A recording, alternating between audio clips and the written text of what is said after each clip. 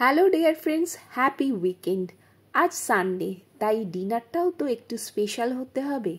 তার জন্য কি বানাচ্ছি সেটা দেখার জন্য ভিডিওটা স্কিপ না করে দেখতে হবে। তো এখানে দেখতেই পাচ্ছ যে এখানে আমি ময়দা মেখে নিচ্ছি। তো ময়দাটা কী জন্য মাখছি, শুধু লুচি করব না কচুরি করব, দেরি না করে চট করে দেখে নাও। এখানে আমি ভালো করে ময়দাটা মেখে নিয়ে অন্তত আধ ঘন্টার জন্য ঢাকা দিয়ে রেখে দেব। তো ময়দা মাখা হয়ে গেছে, তো যেরকম বললাম সেরকমই করলাম। তো এখানে আমি কিছু ফ্রোজেন পিস নিয়েছি। তো এখানে আমি সাফালের ফ্রোজেন গ্রিন পিসটা নিয়েছি। তো এখন তো কড়াইশুঁটি সেইভাবে পাওয়া যায় না, তাই জন্য যদি কড়াইশুঁটির কচুরি খেতে হয় তাহলে আমরা ফ্রোজেন পিসটাকেই ব্যবহার করি। এই কোম্পানির পিসটা খুবই ভালো। একটু নর্মালে চলে আসলে সেটাকে ভালো করে মিক্সিতে আদা, কিছুটা পরিমাণ মৌরি, কাঁচা লঙ্কা, নুন আর একটু সামান্য পরিমাণ মিষ্টি অর্থাৎ চিনি দিয়ে ভালো করে বেটে নিলাম। তোমাদের যতটা পরিমাণ থাকে সেই বুঝে তোমরা আদা লঙ্কা দেবে। তো আমরা একটু ঝাল কম খাই বলে এখানে আমি একটা কাঁচা লঙ্কা ইউজ করেছি। তারপর কড়া বসিয়ে কড়াটা যখন গরম হয়ে আসবে ওর মধ্যে অল্প পরিমাণ সর্ষের তেল আর কালো জিরে ফোড়ন দিয়ে ওই পেস্টটাকে ভালো করে শুকনো করে কষিয়ে নেব।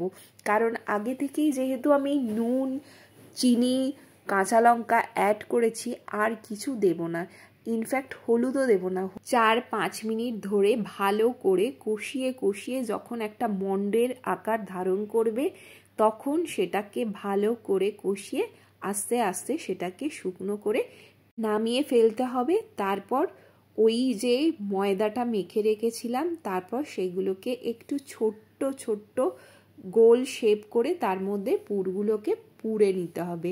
যেহেতু আমাকে এখানে ভিডিওটা তৈরি করতে হবে ওই জন্য ছোট ছোট লুচির মতো করে পুরগুলোকে আমি দিয়ে দিলাম। পুরগুলোর পরিমাণটা একটু বেশি পরিমাণে হবে দেখো, তাহলে খুব সুন্দর খেতে হবে। এবং পুরটা যেহেতু বেশি থাকবে তাই জন্য কড়াইশুঁটির টেস্টটা অনেক মাত্রায় বেশি পাওয়া যাবে। এখানে দেখো আমি অনেকগুলোই বেলে রেখেছি কিন্তু একটাও ফাটেনি। তোমরাও বাড়িতে একবার ট্রাই করতে পারো, আশা করি দেখবে যে কোনোটাই ফাটবে না এবং প্রত্যেকটা সুন্দরভাবে বেলা হয়ে যাবে। তারপর কড়াতে সাদা তেল পরিমাণ মতো দিয়ে যখন তেলটা গরম হয়ে যাবে তখন ওই এক এক করে বেলা কচুরিগুলোকে দিয়ে দেব গরম তেলের মধ্যে।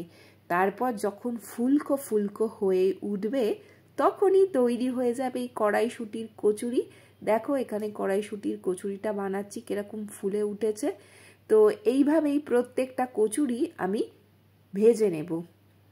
তো প্রথমটা থেকে একটু জাস্ট পুরগুলো বেরিয়ে এসছে, কিন্তু সেকেন্ড টাইমগুলোতে কিন্তু একটুও বেরোয়নি। দেখো কীরকম ফুলকো ফুলকো হয়েছে। তো এরকম ফুলকো ফুলকো কচুরির সাথে আলুর দম না হলে মানায়। তো তার জন্য ছিল কড়াইশুঁটির কচুরি, কষা আলুর দম, মশলা বেগুন ভাজা আর গাজরের ক্ষীর। এটাই হলো আমাদের সানডে ডিনার। কেমন লাগলো? যদি ভালো লাগে লাইক, কমেন্ট, শেয়ার করো। টাটা।